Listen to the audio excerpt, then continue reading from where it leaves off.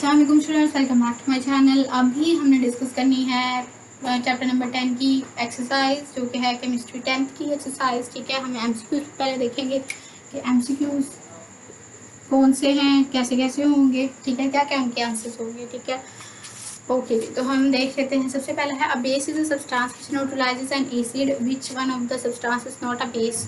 तो इसमें से सोडियम क्लोराइड बेस नहीं है, ये सॉल्ट है। ठीक है, तो फर्स्ट वाले का आंसर है बी। ठीक है जी, एक्वसोमोनियम भी बेस है, सोडियम कार्बोनेट भी बेस है, कैल्शियम ऑक्साइड भी बेस है, सिर्फ सोडियम क्लोराइड बेस नहीं है। ठीक है, उसके बाद Lewis acid base concept have the following characteristics except, कि इस लेविस कॉन्सेप्ट के सारे कैरेक्टरिस्टिक्स सिवाय एक के। तो वो कौन सा है? फॉर्मेशन ऑफ एन एडक्ट भी बनता है, कोऑर्डिनेट कोवलेंट बॉन्ड भी बनता है, डोनेशन और एक्सेप्टेंस ऑफ इलेक्ट्रॉन भी होता है। तो टेक्निकली आंसर बनता है donation and acceptance of a proton. Proton donate या एक्सेप्ट नहीं होता, इलेक्ट्रॉन डोनेट या एक्सेप्ट होता है। तो सेकंड वाले का है डी। ठीक है, थर्ड वाला, acetic acid is use for flavouring of food, explosions, etching, design, cleaning metals. तो एसिटिक एसिड को हम लोग यूज कर सकते हैं फ्लेवरिंग ऑफ फूड के लिए। थर्ड वाले का है ए। फोर्थ वाला, a salt is not composed of, किसका नहीं बना, सॉल्ट किसका नहीं बना हुआ, मेटालिक एटाइन का बना हुआ है। अभी हमने डिस्कस किया, मतलब लेक्चर्स में हमने डिस्कस किया। नॉन मेटालिक एनाइन का, नॉन मेटालिक एनाइन का भी बना हुआ है। An an anion of a base, base का एनाइन नहीं होता। ठीक है, उसके अलावा एनाइन ऑफ एन एसिड, ये भी मतलब कि A9 of a base, A9 of a base का ये बना होता है, एनाइन ऑफ एन एसिड का ये नहीं होता। ठीक है, तो फोर्थ वाले का आंसर है सी। फिफ्थ वाला, if a liquid has a pH of 7 then it must be neutral। ठीक है, then it must be neutral। Neutral वाला है सी। 6, salt or base contain ions, water of crystallization dissolves in water, form crystals which conduct electricity। तो इसमें ions होते हैं, salt के अंदर हमेशा आयंस होंगे। ठीक है जी, water of crystallisation different salt का डिफरेंट होता है, तो हम ये नहीं कह सकते कि हर सॉल्ट के साथ वाटर होता है। ठीक है, तो इनमें आयंस होते हैं, ए वाला 7। Dilute acids react with the carbonate to produce the given products except, जो डाइल्यूट एसिड्स होते हैं वो कार्बोनेट्स के साथ रिएक्शन करते हैं। ठीक है, और क्या मिलता है हमें, कौन सी गैस मिलती है? हाइड्रोजन गैस मिलती है। ठीक है, और यानी कि सिवाय एक के, कार्बोनेट के साथ जब एसिड रिएक्ट करेगा तो सॉल्ट मिलेगा, कार्बन डाइऑक्साइड भी मिलेगी, वाटर भी मिलेगा, हाइड्रोजन नहीं मिलेगी। ठीक है, तो सेवन वाले का डी है। 8 वाला, in the preparation of insoluble salt which one of the facts is incorrect. ठीक है, दो सॉल्युबल सॉल्ट्स मिक्स होते हैं, ions of both salts are exchanged, one of the salts produced is insoluble, both of the salts produced are insoluble। तो दोनों ही salt जो produce होते हैं, हाँ, इनसॉल्युबल सॉल्ट्स में सॉल्ट्स इनसॉल्युबल ही प्रोड्यूस, इनसॉल्युबल सॉल्ट्स अगर आपने तैयार करना है तो उसमें से एक सॉल्युबल होता है और एक इनसॉल्युबल होता है, तो that is C. One of the salt produces insoluble, C वाला। उसके बाद ये है, reaction between an acid and a base produces salt and water, ये तो आपको पता है, 9 वाले का ए है। उसके बाद concrete acid of phosphor HPO4 two negative is H3 conjugate acid पूछा जा रहा है, तो वो होगा H conjugate acid, acid acid पूछा जा रहा है, तो H3PO4 D. 10 D. 11, what is the pOH of 0.02 molar calcium dihydroxide, तो वो होगी 1.698। pH निकालना आपको दिखाया हुआ pOH। ठीक है, अब देखो ना जरा, इसकी pH plus pOH equal to 14। ठीक है, pH की वैल्यू हमें दी हुई है 0.02, और 0.02 को 14 में से माइनस कर दो तो आपके पास आंसर में क्या आ जाएगा? आंसर में आपके पास जो है वो समथिंग आना चाहिए 12 पॉइंट समथिंग, 1.698.02 मोलर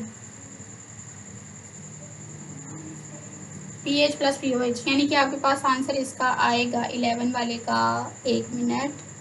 तो क्या करते होते हैं, जो हमें मोलर में वैल्यू दी गई होती है हम उसको 10 की पावर में लेते हैं, 0.02 है ना, ठीक है। तो अगर हम इसको यहाँ पे करेंगे शिफ्ट तो हमारे पास 10 की पावर -2 बन जाएगी, ठीक है। और इसका हम लॉग ले लेंगे, लॉग 10 टू रेज पावर -2, तो हमारे पास यहाँ पे वैल्यू आ जाएगी 2, तो 2 प्लस POH, ठीक है। तो हमारे पास यहाँ पे 2 माइनस करो तो आंसर आएगा 12 पॉइंट समथिंग। तो इसका आंसर आया हमारे पास C, 11C, ठीक है। I hope it's clear. 13, the product of Lewis acid base reaction is called as the bond between is coordinate covalent bond, 13D, 13D। 14, the water crystallization is responsible for shape of a crystal, ये हमने बार discuss कर ली हुई है। 14, shape of a crystal C। 15, you want to dry a gas, which one of the following salt you will use, आप gas को dry करना चाहते हैं, तो हमने ये कैल्शियम क्लोराइड में देखा था, कैल्शियम क्लोराइड जो होती है वो गैसेस को ड्राई करने के लिए यूज़ की जाती है, ठीक है। तो 15A। 16, ferric hydroxide is precipitated out of the solution when aqueous sodium hydroxide solution is added to the ferric chloride। तो अब आपने बताना है कि फेरिक हाइड्रोक्साइड प्रेसिपिटेट आउट होता है सोल्यूशन में से जब आप लोग ये डालते हो, तो कौन सी पीपीटी बनती है, ब्राउन कलर की PPT. 16D। 17, which one ion is conjugate base of sulfuric acid, तो HSO4 नेगेटिव, 17D। उसके बाद 18, which one of the following is a Lewis base, ammonia, ammonia is a Lewis base, 18A। 19, according to Lewis concept, acid is a substance which can, Lewis concept acid क्या होता है, जो कि pair of electron को accept कर सकता है, तो 19D, ठीक है।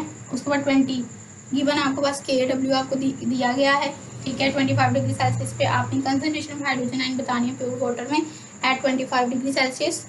तो बताइए ज़रा किस तरह से बताएंगे आप लोग KW की वैल्यू। बिल्कुल आप लोग जो OH नेगेटिव है उसको H पॉजिटिव बना लेंगे, इसका स्केयर कर लेंगे। तो दोनों स्केयर को ख़त्म करने के लिए जब आप लोग अंडर रूट लोगे, pH वाले में याद है आपको हमने ऐसे किया था, ठीक है। तो फिर आप लोग क्या करोगे, बिल्कुल इसी तरह से, जैसे कि KW है, अगर आपके पास, आप लोग के पास है KW H positive OH negative, ठीक है, equal to 1 × 10⁻⁻14 at 25 degree Celsius. हम लोग यहाँ पे क्या करते हैं, क्योंकि आयनिक प्रोडक्ट के अकॉर्डिंग वाटर का एक मॉलिक्यूल सेल्फ आयनाइजेशन या ऑटो आयनाइजेशन करता है, ठीक है। तो जितने हाइड्रोजन आयन बनेंगे उतने हाइड्रोक्सल आयन बनेंगे, तो हम हाइड्रोक्सल आयन को हाइड्रोजन आयन के बराबर कर देते हैं, ठीक है। तो यहाँ पर हम कर देते हैं हाइड्रोजन आयन और hydrogen ion equal to this, तो ये हो गया हाइड्रोजन आयन का स्केयर। अब हमें ये स्केयर को ख़त्म करना है, तो हम यहाँ पर अंडर रूट ले लेते हैं, ठीक है। 1 × 10⁻⁻14 का भी अंडर रूट ले लिया, ये स्केयर से कैंसिल हो जाएगा, H पॉजिटिव आयन की कंसंट्रेशन हमारे पास निकल आएगी 1 × 10⁻⁷। तो इसका आंसर आ गया A,